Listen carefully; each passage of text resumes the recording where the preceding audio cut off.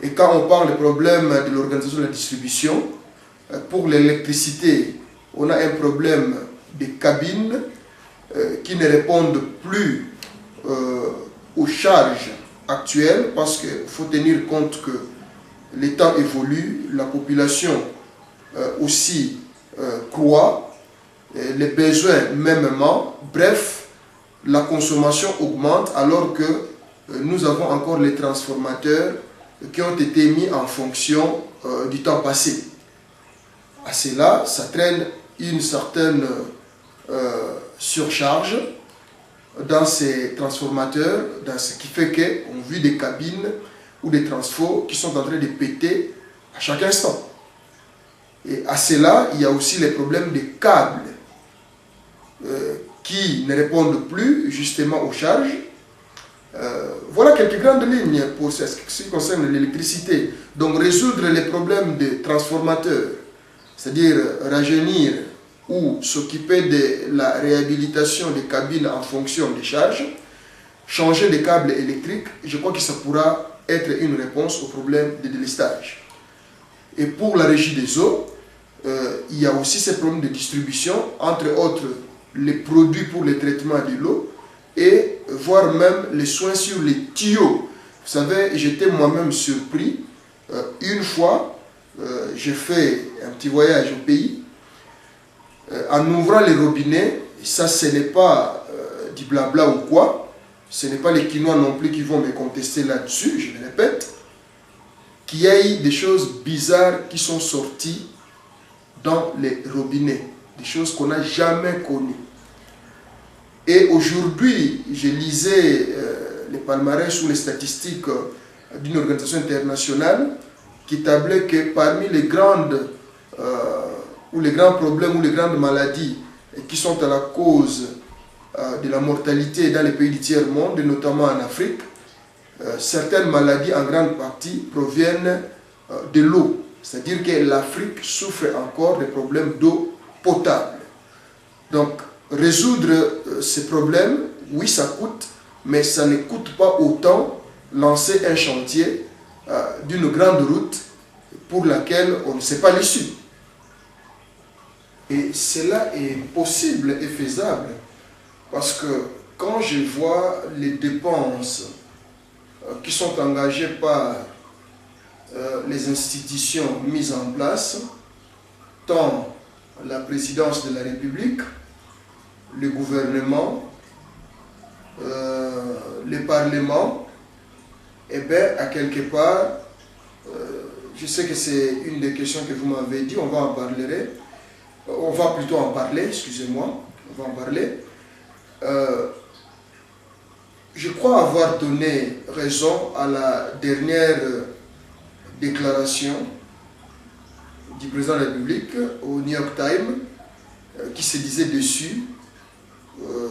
Moi, je ne parlerai pas des collaborateurs, mais de l'élite qu'il se voyait solitaire, si je peux interpréter, ce n'est pas le terme qu'il a utilisé, mais si je peux interpréter, solitaire dans la réalisation de ces 5 chantiers. Bref, dans sa déclaration, vous l'avez lu, nous l'avons lu tous, qu'il n'avait pas de collaborateurs, qu'il n'avait pas de gens animés de bonne volonté qui pouvaient l'accompagner à la réalisation de ces 5 chantiers.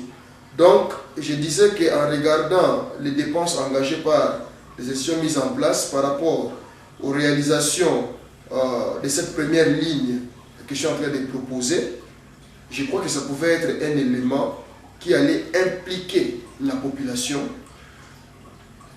dans la réalisation des autres chantiers. C'est-à-dire accepter simplement de réduire les frais de fonctionnement.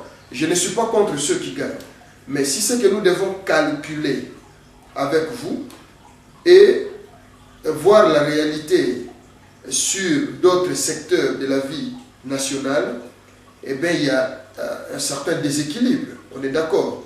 En regardant d'une part la disparition de la somme que vous connaissez, dont on parle actuellement au niveau du Parlement, en regardant les budgets ou les frais qui sont mis en place, ce n'est pas moi qui l'ai dit, c'est le chef de l'État qui l'a dit au cours de l'interview qu'il avait accordée aux journalistes, parlant de ces déplacements, c'est que cela coûte. bien que cela soit utile aussi pour le pays. Regardant aussi les derniers bruits qui courent dans les couloirs du Parlement concernant un don que le Premier ministre ferait à ses conseillers, je ne sais pas si c'est un don ou c'est un prêt, je ne pouvais pas entrer en matière parce que je ne maîtrise pas encore la chose. Eh bien, moi je crois que il faut simplement orienter autrement les dépenses et voir les priorités. Quand je vois un pays comme Israël, que nous connaissons tous, avec sa superpuissance, avec la richesse ou les riches qu'il y a à pays du tiers-monde, on vit encore du prêt de l'extérieur, voir que tous les ministres a au moins, chaque ministre a au moins plutôt, une 4x4 avec la valeur que cela représente. On peut encore comprendre au niveau du gouvernement, mais allez-y encore au Parlement, à chaque législature, où chaque parlementaire doit avoir une 4x4 avec ce que cela représente, voir l'état de la population et comment est-ce qu'on nous fait croire qu'on n'a pas assez de moyens pour pouvoir financer certains chantiers qui restent utiles pour la vie de la population. Eh bien, c'est à nous tous de tirer la conclusion. Ce n'est pas parce que je ne suis pas aux affaires, ce n'est pas parce que je suis de l'opposition, ce n'est pas parce que je suis jaloux, ce n'est pas parce que je suis contre, mais ce n'est pas parce que je sors du petit milieu ou ce n'est pas parce que je suis le porte-parole de Bana Cité, mais je crois que c'est une réalité. Même eux-mêmes qui en bénéficient le savent. Pour preuve, je peux citer un des parlementaires, bon, pour des raisons de discrétion, je ne cite pas son nom, mais vous le connaissez, il y a un des parlementaires qui a dit non à ce nom. Tout simplement parce qu'il s'est rendu compte de la réalité. Donc, sur ma position, voilà au moins par où devrait commencer disons la réalisation de ces chantiers. Ça devait commencer par des petits trucs, mais avec un signal fort pouvant impliquer la population dans la réalisation de la suite. Et en cela, il y a bien sûr aussi une priorité, et pas la moindre, que nous devons prendre en compte. Il s'agit là de la santé. Mais parlant de la santé, je sais que même dans les pays développés, l'industrie pharmaceutique, c'est une industrie, je dirais, lourde. C'est-à-dire, elle coûte énormément et que même le système d'assurance pèse dans les budgets des citoyens ou des gens vivant dans ces pays industrialisés. Vous verrez même aux États-Unis, ça a été un des points forts même de la campagne électorale pour chercher à pallier à cette situation. Mais ce qui nous concerne, nous autres Congolais, je crois que nous avons à la fois la chance d'avoir une certaine connaissance, je dirais naturelle ou traditionnelle, pour pouvoir faire face aux problèmes liés à la santé. Déjà, si c'est que je dois me baser sur la médecine moderne, je pars toujours de la réalité, sachant que l'État n'est pas encore en mesure de tout couvrir. Je suis plus pour une politique sanitaire préventive que de traitement.